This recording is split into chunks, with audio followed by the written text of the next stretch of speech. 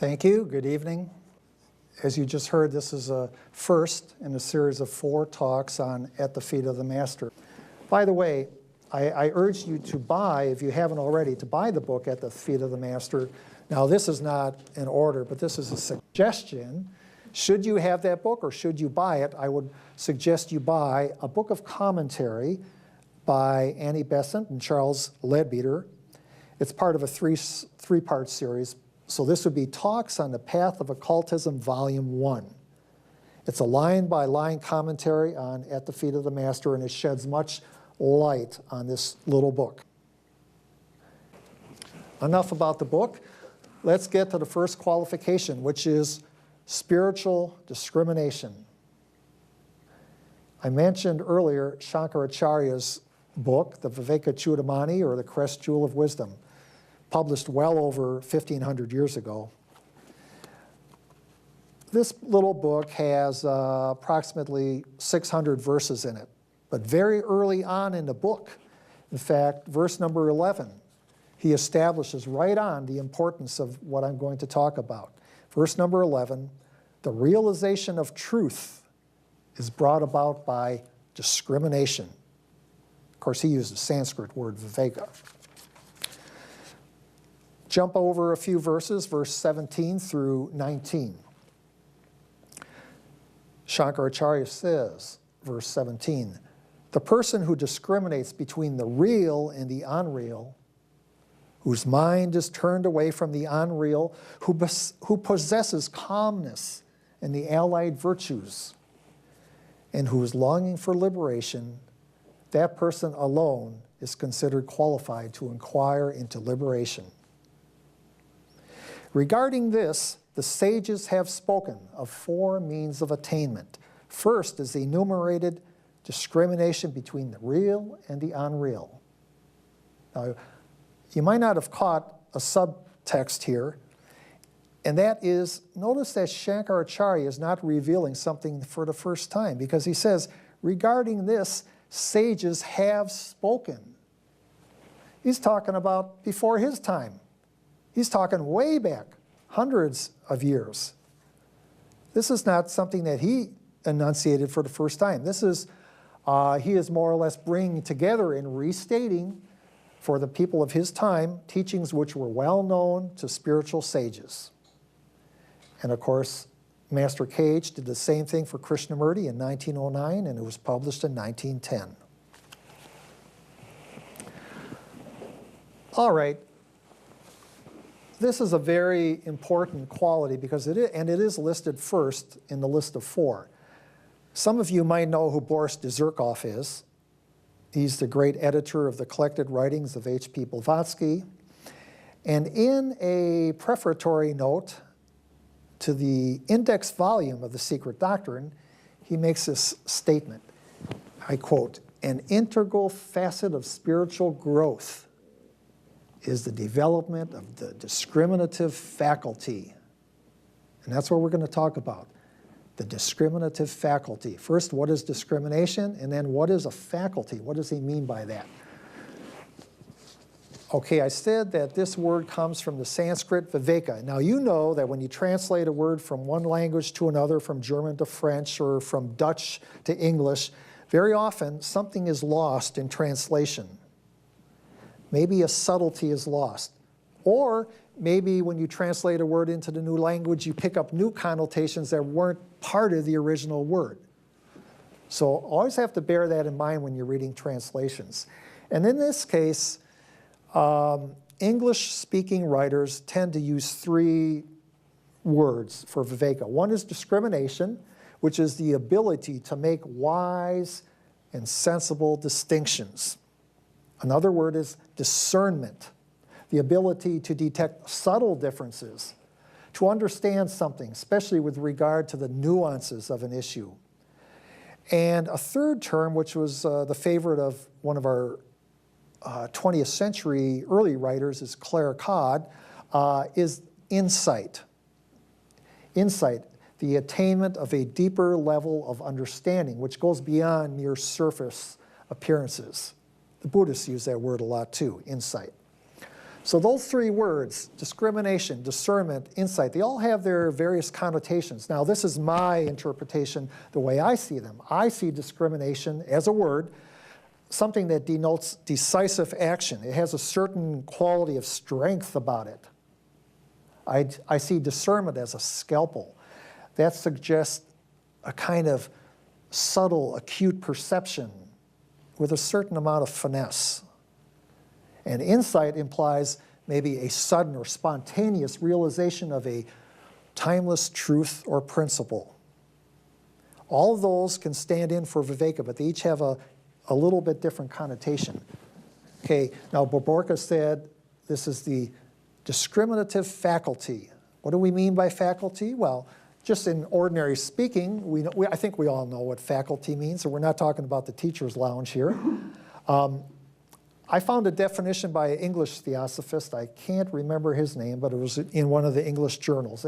And I quote it here: the ability of consciousness to function in a particular manner through a specialized mechanism for a specific purpose. Should I repeat that? The ability of consciousness to function in a particular manner through a specialized mechanism for a specific purpose. Okay, let's give you a couple of examples here. Right now you are looking at me. You are seeing me. The eyes are the physical mechanism through which your faculty of sight is exercised. You're listening to my words. You're hearing the words. You're hearing the person next to you breathing. The ears, or rather the voice, my voice, you're hearing my voice speaking. The voice is the mechanism for speech, along with the diaphragm and the lungs. These are both faculties that every human being, or most human beings, have acquired and have the ability to use. These are acquired through millions of years of evolution, the evolutionary process. Theosophy adds one thing to that, though. It's not only a physical process, but the process of evolution includes the development of consciousness. But that would take us beyond the scope of this lecture. And finally, the faculty of intuitive wisdom, discriminative wisdom. This is what we're talking about. The vehicle, the non-material mechanism for that is what is called in Sanskrit buddhi, B-U-D-D-H-I. Not Buddhism, but buddhi. And this is the faculty through which wisdom, discrimination operates. This too has evolved, just like the faculty of speaking, of sight, of hearing. This has evolved. However, it has not evolved as far as our other faculties that I just mentioned. This is, for the vast majority of humanity, this is just now in the process of awakening. We are, as a whole, we are far further evolved in terms of our intellect than we are with buddhi. This is the age of the intellect, the age of technology and science.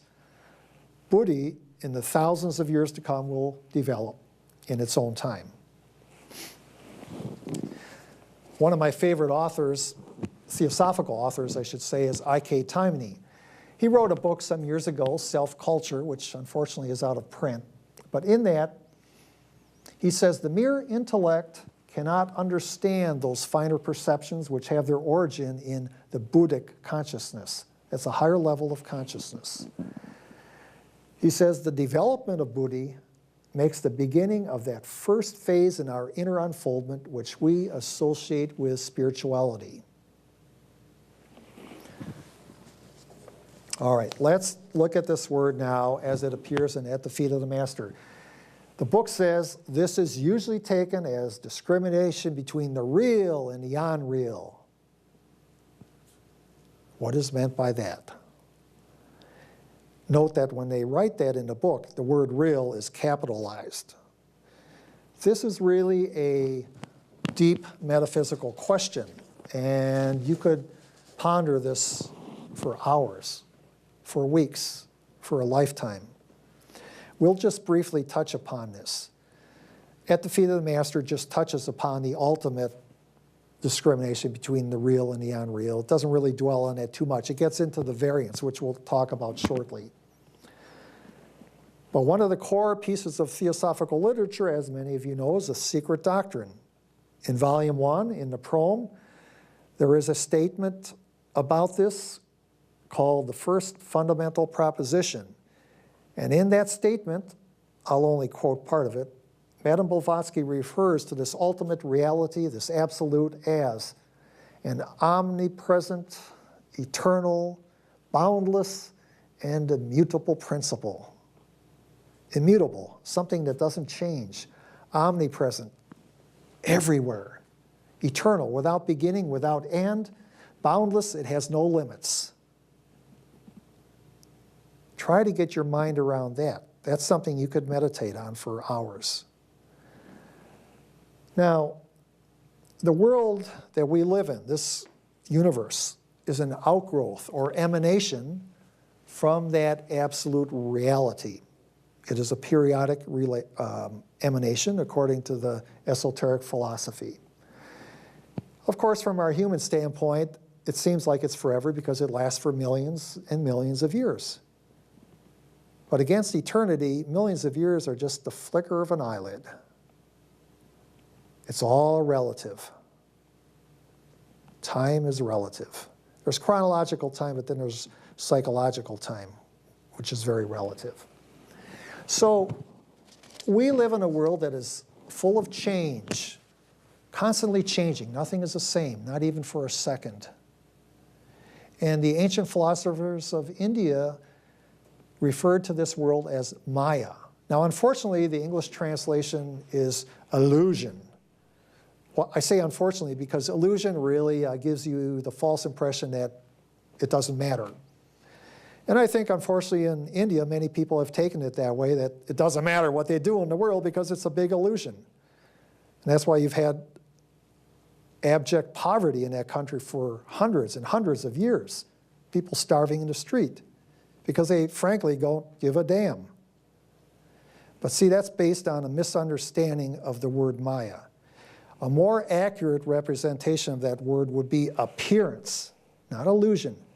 It is an illusion in the sense that when you go to the films, the cinema, and you watch a film on the screen, you know that those are just flitting images of light.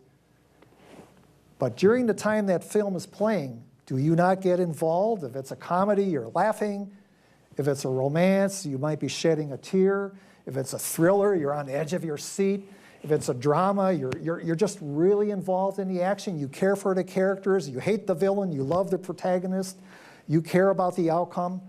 But all the time you know it's only a movie. And at the end of the film, the lights go up, and what do you see? A big white screen. All those images are gone. Does that mean they weren't real? Psychologically, it was very real while you were immersed in that film. So too with life. Life, at its own level, this is a very real world. If you don't believe that, step out in the road in the middle and see if a car hits you and see if you feel anything. I'm sure you will, if you survive. But that's not what is meant by the real and the unreal. Yes, the physical realm of manifestations has its laws of Newtonian physics, and you have to follow those and respect those. But in terms of metaphysical speculation, it's just a passing shadow. To the soul, this is all unreal. And when you die, when you leave your body, this will just be like a dream in the morning. You wake up, you had a dream the night before. It was very real while it was occurring. But when that dream is over, it's over. Now, having said all that, that is not to say that you can dismiss or discount the importance of this life. And that's a problem when many people in India have done in the past. They've said, I don't care, it doesn't mean anything. Well, it does. They misread their scriptures, they misinterpreted them. It matters very much what you do in life. Even though this is a passing dream and it is not forever, it matters very much. Paul Tillich, I'm going to return to him. I have another pertinent quote. He says, all visible things have a surface. Surface is that side of things which first appears to us. If we look at it, we know what things seem to be. What things seem to be. He continues, yet, if we act according to what things seem to be, we are often disappointed. Our expectations are frustrated. And so we try to penetrate below the surfaces in order to learn what things really are, end quote. Meditation takes you below the surfaces. Profound thinking and reflection takes you below the surfaces. In The Secret Doctrine, Blavatsky says, Maya, or illusion, is an element which enters into all finite things. For everything that exists has only a relative, not an absolute reality. Even the sun, which sustains and nourishes this solar system, in some hundreds of millions or billions of years, it'll burn out. And we see that our astronomers can see that happening all throughout the universes. New suns being formed, old ones dying out. Nothing is forever in this world. So, discrimination. The voice of the silence tells us, before thou takest thy first step, the first step meaning the first step on the path, learn to discern the real from the unreal, the ever fleeting from the everlasting.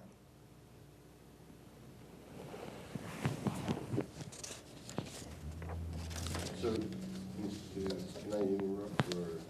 So, he implied the definition of the real versus the unreal as the ever, whatever you say, versus ever fleeting.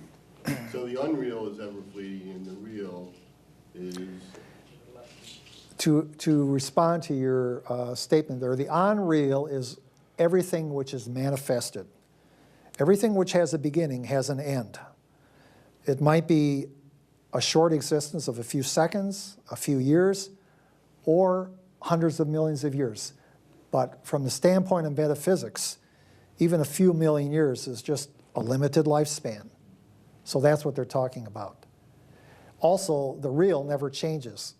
What around us does not change. With time, this seemingly solid table will disintegrate. Even steel, iron, it will rust, break down into the elements.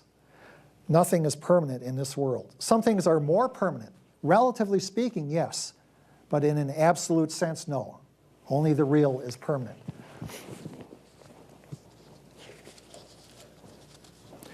Okay, let's look at some of the variants of right, or rather of the real and the unreal.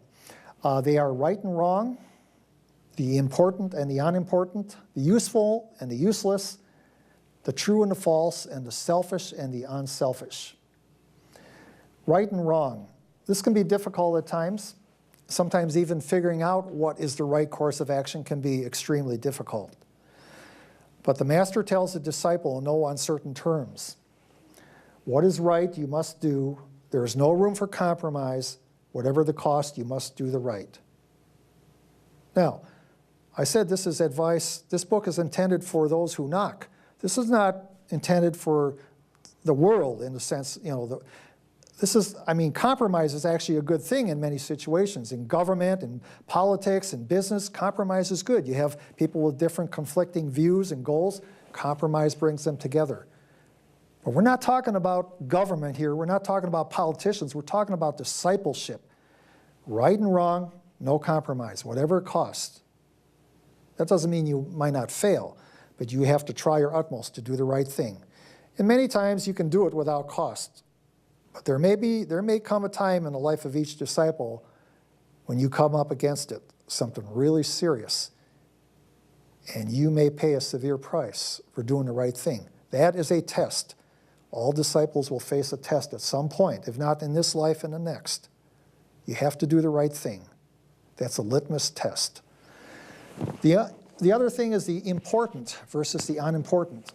Now, what the world thinks of it as being important to the disciple is of little or no consequence. The disciple views the world through a different lens, from a totally different perspective. In her commentary on this book, Annie Besant says, the acts of a politician may loom large in the eyes of the world. But in the eyes of the master, they may be no more than dust on the wheel of time. What the world thinks is big, it might be or it might be nothing from the eyes of the master. It depends.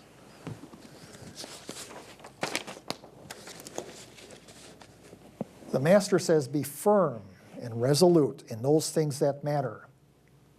However, yield and give way to others in things that don't matter. You have to be able to tell the difference. So be firm but kind, resolute but gentle. So what is called for is a certain diplomacy or tact. Nobody wants you to be a zealot or a fanatical. That is very bad. You don't want to be a fanatical person about this. You always have to develop tact and diplomacy. But when something is really important, you fight your battle. If it's not, let it go. Let go of your ego. Let go of your attachment. If something is important, let somebody else have their way. It doesn't matter. Who cares? When it comes down to something that's really important, you got to hold your ground. You got to stand your ground and do what it takes and argue your case. But in a kind but firm manner. Not overbearing, not overzealous, and certainly not fanatical. Another subcategory is the useful and the useless. We're told not to judge a thing by its size or how much recognition you will get if you do it. The world has its own standards of utilitarian value. And right now, everybody seems to want their 15 minutes of fame on the internet. This means absolutely nothing. This is laughable. Fame is ridiculous. You will be forgotten very soon. You can be famous for a few years, and a few years later, nobody even knows who you were. So that stuff doesn't matter one whit. So if you're worried about recognition or publicity, just forget it. You're deluding yourself. If you want to be famous, you're not serious about being on a spiritual path. This is a temptation and a distraction. And it matters nothing. All it is what other people think of you. It matters not one iota. And it's really a sickness of our age where everybody is trying to get themselves out there and get noticed. It's all about the personal self, which the disciple has to get rid of this self-concern for the personal self. This goes absolutely against the grain. So this is something you have to realize. Also, we live in the information age. This is the age of infinite knowledge, truly. I mean, there's more knowledge out there than you can ever hope to get a handle on.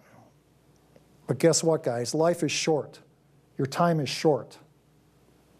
And if your life has a purpose, which I think you believe it does, then you have to decide how you're going to use your time. Are you going to fritter it away on silly things, things that don't matter, or are you going to buckle down and focus on things that really matter? Now, that's not to say you shouldn't have your lighter moments, your moments of entertainment. But what I'm talking about is you've got to get rid of habits, ingrained habits of frittering away time senselessly, day after day after day. You're wasting time. Life is short. If you are serious about the path, you don't have time to waste on silly stuff. Doesn't mean you don't have a sense of humor or a laugh, but you know what is important and what isn't. Another category is the true and the false. Now, by the time a person gets serious about discipleship, we would hope that that person is way beyond the stage of telling a bald-faced lie. Many people do that in public life. Politicians do it all the time. People within the business industry do it. And it's accepted. People cheat on their taxes, all sorts of lies, big lies, little lies. If you're serious about the spiritual path, you have to watch what you say. That should be obvious. But there's a more subtle variation of falsehood, which people unconsciously do because they're not aware of it. I'm not talking about straight, outright lies. You know when you tell a lie, you know. But I'm talking about exaggeration. Everybody does it. We all, myself included, we all exaggerate. But this, if you look at it closely, exaggeration is a kind of distortion. It's a kind of untruth. You know, we exaggerate our virtues. We exaggerate the faults of others to make them look worse. If you're serious about discipleship, You've got to watch that. You have to be serious. Accuracy in speech is something, it's a habit that you have to focus on. It takes a while to concentrate on that because so many of us are used to just speaking off the top of our head. But when you get serious about discipleship, you have to watch every word because you are responsible for everything you say. Words are power. Words have consequences. They have meaning and repercussions. For instance, the disciple does not go around saying everything and everybody is awesome, as is the habit of many people today. Oh, you're awesome. Oh, it was just awesome, totally awesome. You have to purge your vocabulary of meaningless terms and hyperbole like that. You have to purge yourself of that stuff. First of all, if everything is awesome, then nothing is awesome. You've totally diluted the meaning of that word. You should reserve the word awesome for very few things which are, in fact, incredible or outstanding. But people throw these words around like they're candy. If you're serious about discipleship, you have to watch your speech. You can't let these things flow out. You cannot be careless and engage in frivolous speech. Most of the sages, when you think about them, how they're depicted, they're men or women of very few words. You don't see them gib-gabbing around. They're not chatterboxes. Mostly they're silent. And when they speak, they say something that has profound significance. Few words. So in this age of chatter, where everybody wants to be on the internet and talk and be heard and get up on the grandstand, the disciple has to go against all that. You're swimming upstream, so to speak. You're going against the grain. You have to learn to be silent. Now, not silent to the point where people misinterpret it that you're in a bad mood or gloomy, but you need to conserve your energy and strength. And as you become more powerful on the path, your words assume more power. So you have to be very careful what comes out of your mouth. Jesus taught that too in the Bible. And the last subcategory is the selfish and the unselfish. There's many varieties of selfishness or self-centeredness, personal vanity, excessive pride in one's accomplishments, desire for recognition, thirst for material wealth, all that kind of stuff. And the tricky thing about selfishness is as a disciple, you might be aware of one area where you have this weakness and you work against it and you finally eliminate it, and what happens? It pops up in another area. It's like Hercules trying to chop off the head of the Hydra. Chopped off one head, Hercules looks over there, there's another head, or a few more. Selfish is like that. It pops up in many different forms. You might be successful in eliminating your thirst for material wealth as you progress on the path. You might have totally been detached now from material wealth. But at the same time now, you might have acquired a personal spiritual vanity. Oh, see how I have progressed. The master must be really proud of me. I am really something. You see, so this is the problem with selfishness. It's very difficult to deal with. And the most effective way is something that will be talked about in one of the upcoming lectures, and that is devotion. You have to have some element of devotion in your lives. And you have to look to be of service to others, whether it's somebody in your family, a relative, your mom or dad, whether it's in your career, maybe in the Little League, maybe you're in the Boy Scouts, Cub Scouts, whatever it is, whatever your avenue is, you have to find a way to be of service to others. It doesn't have to be getting up here and giving a talk like I do. It can be many things. It can dovetail with your career or your job, or it can be something you do on the side. You can work in a soup kitchen. You can help retired people. But if you put your heart into it, whatever your talent is, you look at what your capabilities are and you say, I can be of service in this area. You put your heart into it, guess what? You forget about yourself. That's how you forget about yourself, being of service to others. And by being devoted to something higher than yourself. Get out of your bubble. Get out of your box. Think of others. Don't be thinking about yourself all the time. So, in summary, we've covered a little bit about the book, At the Feet of the Master. We've talked about the first qualification, discrimination. This is the very first one because it comes first. It's related to the others. You need all of them together. But without discrimination, the others are very difficult to acquire. So, in summary, without discrimination, we cannot separate the important from the unimportant. We can't do it. Matters that are trivial and of no consequence become inflated and demanding. We have no time or energy because we're dealing with these superficial things. Without discrimination, the lines between right and wrong become fuzzy and blurred. We can't tell the difference.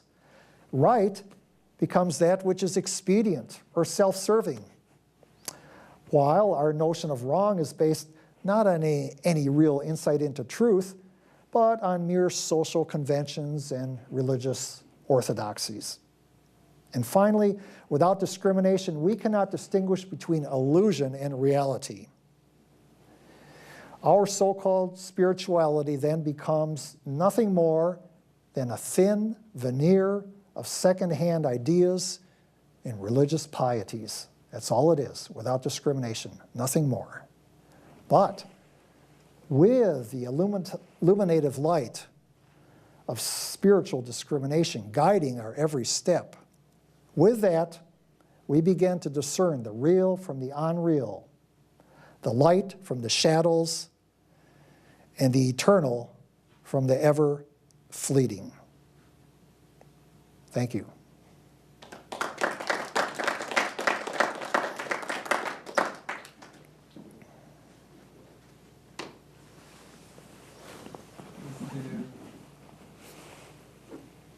Is there any question or comment that you would like to share?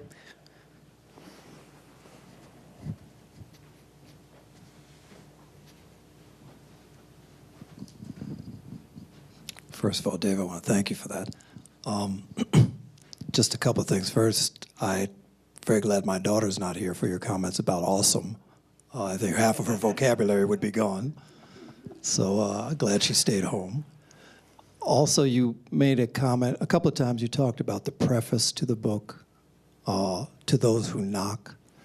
Could you say a little bit more about what you think they mean when they say, when he says, to those who knock? What is the idea behind knocking?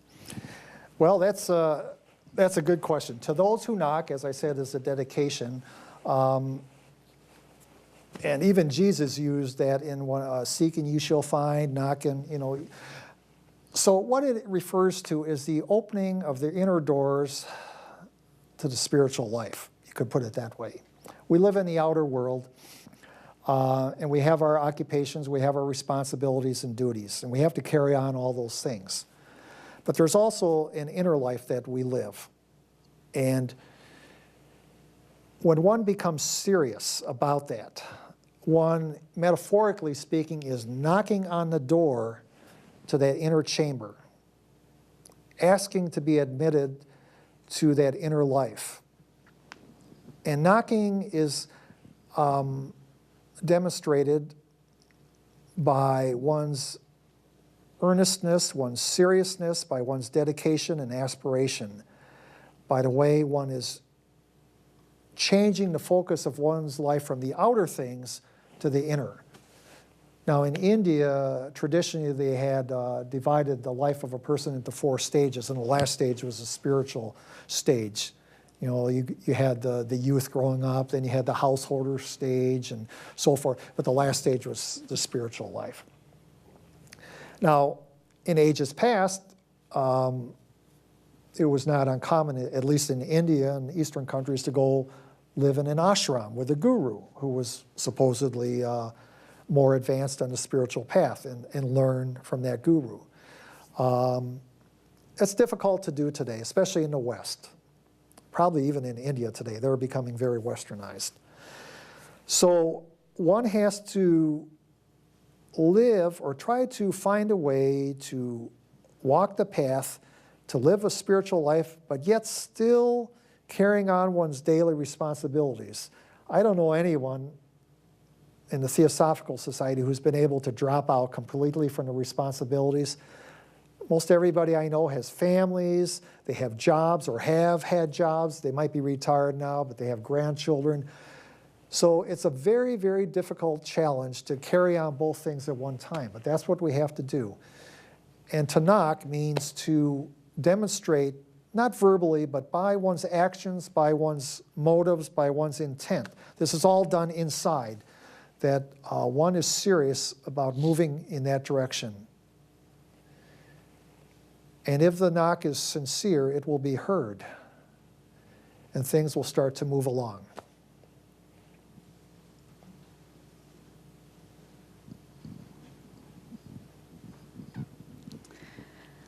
I was struck, I'm not sure how to say all this. I was struck with the notions of the manifested and the eternal, but then also the personal self.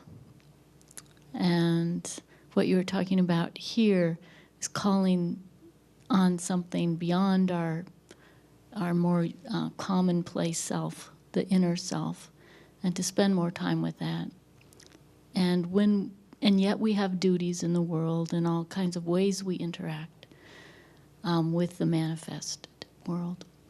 So there's some sort of balance or some sort of interplay that seems essential.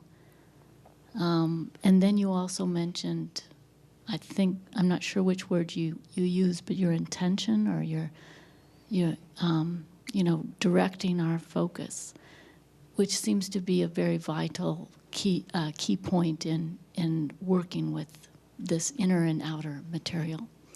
So I wondered if you would speak more about that, or if anyone has things to say about that.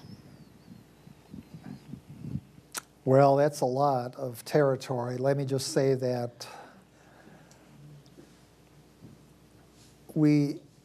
this whole world is a manifestation of the divine mind.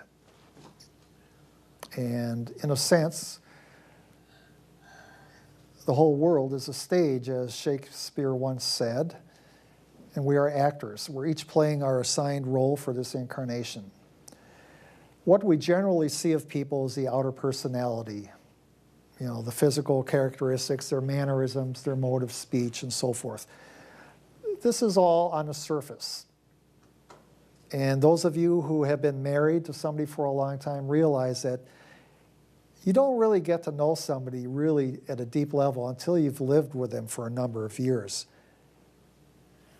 Part of this is because we're all very good at putting on personas, masks. And I'm not saying there's anything wrong with that. We have to have a persona in the workplace. In different environments, we have to put on different costumes, so to speak.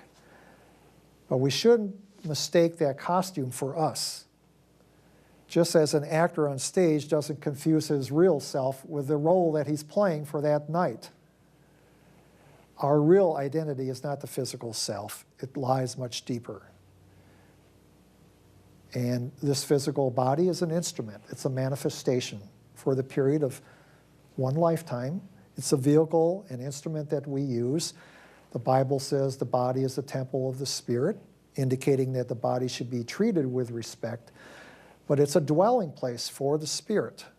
What is important is not the body. The Spirit is what is important. So whenever you see what might appear to be a tragedy, like Christopher Reeves falling off the horse, very athletic, handsome, good-looking guy, suffered that tragedy, was paralyzed for years. There's something going on underneath that we can't see. And though it is a tragedy from the physical standpoint, there's probably something very heroic going on underneath the surface that we, at the soul level, that we cannot see.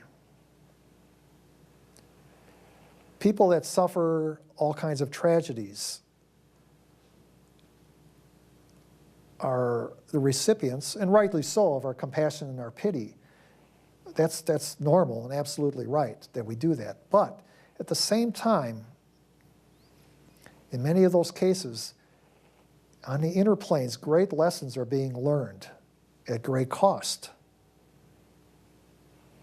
And this is one of the things in the Western world, in developed countries that are well off material, from a material standpoint, people don't want to hear. They don't want to hear about the bitter side of life. They want to hear about the fun and the games, because people have it so comfortable with our high standard of living. And they buy into this notion that, you know, there shouldn't be any suffering in life. Well, excuse me, that's just not right. You take the sweet with the sour. Life has its ups and its downs. You can't just live on the top and eat, you know, the sugar. You got to suffer sometimes. And if anybody is peddling you a bill of goods saying, I have a way to the spiritual life where you won't suffer, that's all it is a bill of goods. It's not worth the paper it's printed on. Anybody that truly knows anything about the spiritual life knows that you don't escape from suffering. Now, true, you will have moments of extreme bliss and happiness and tranquility that probably far surpass anything you've ever experienced before. But you don't get away from suffering. That's what compassion is all about. Sympathizing with others who are suffering. You know, that's what having a big heart is about. Taking in, looking around the world, seeing all the people that are suffering in various circumstances. There's suffering everywhere. That's what life, the Buddha saw this right off the bat. But for some reason in industrialized societies, we seem to buy into this illusion that everything should always be okay. But when you enter the spiritual life, you realize that these things are actually great challenges for you to see how you stand up to them. There are tests, there are challenges. And it doesn't matter what happens to you from the outside, but these are part of karma. What really matters is how you face those circumstances, how you stand up to them. It takes backbone sometimes, it takes courage, it takes strength. The spiritual life is not sugar and cream and strawberries and everything is nice and namby-pamby. This is sentimentalism. The spiritual life is for strong individuals. It's not for weak people. And anybody that tells you anything different doesn't know what they're talking about. Any other questions? We have one question from the internet. It says, "At the feet of the Master was written for those who wish to become disciples of a Master. Can you say a little more about what discipleship is in the theosophical sense of the word?" Yes. Discipleship is a long process of transformation, changing one's inner character so that one listens more to the voice of the higher self within than the lower self. It's a gradual reorientation of our self so that we are tuned more to the spiritual things, to the lasting things. And it means certain ethical standards, which are highlighted in much of the literature. It's also not something to be taken lightly. This is not something you do on a lark, because there are very serious consequences for invoking something so serious and then flipping it off like it doesn't mean anything. Very serious consequences. You do something like that, you may have very well blocked your access to this kind of life for several incarnations. You treat something that is a pearl like trash, you probably just cut yourself short several incarnations of ever having the opportunity to get back. So once you do knock on the door, you need to be sure you're serious about it, and you have to persevere. But it is well worth the effort, and if you're really serious about it, you'll never regret it, because it gives meaning and purpose to life like nothing else does. The outer world has its trinkets, its prizes, its little 15 minutes of fame, and that's nothing. Nothing. But if you think those things are important, go for them. Go for them, chase after them, because you know what? maybe you need to do that. And in the process of doing that, you might be developing other strong traits within yourself, which in time will come to be useful in the spiritual life. So if you see a person pursuing material wealth, don't put that person down. That person is learning valuable lessons for his stage of evolution. In time, that person will come to the spiritual life and may even surpass you, because that person may have developed tremendous virtues and strengths in other areas that you yet lack. So we can never judge another person where they're at. You never know.